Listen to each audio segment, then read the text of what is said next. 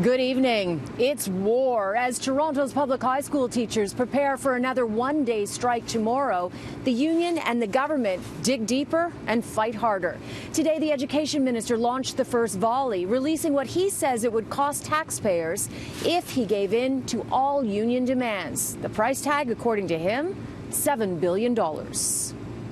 I am trying to indicate to the population that the taxpayer of this province who's footing the bill, hardworking moms and dads, seniors and parents of this province, young people who work, all of us, that we, the taxpayer, deserves to have a reasonable offer on the table.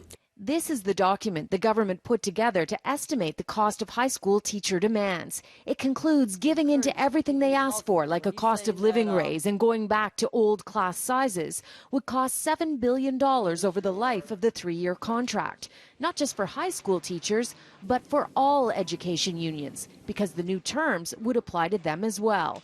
It is highly unusual for a government to publicize numbers like this, and it is drawing a furious response from the union. Is $7 billion possible? Is that a valid number that this would cost? Well, you know, I honestly don't have an answer because I don't know where they came up with that number, but it was apparent to me that the minister didn't have an answer either, and he's the one who supposedly came up with it. So I'm as confused as I think everybody else is. Hey, hey, ho, ho.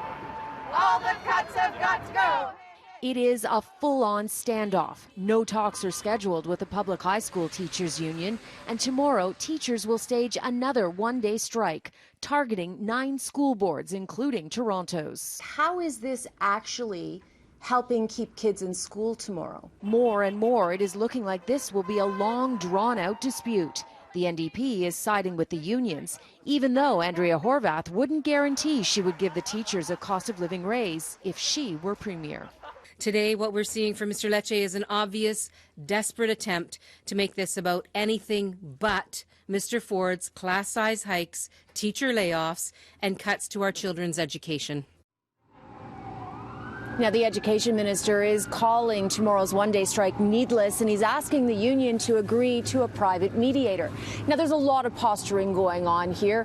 The government's numbers are the worst-case scenario, and of course, in negotiations, unions never get everything that they want. I did ask the education minister how much the last teacher's contract cost province-wide for all education sector unions, so we could put this in context. However, he was unable to give me the answer.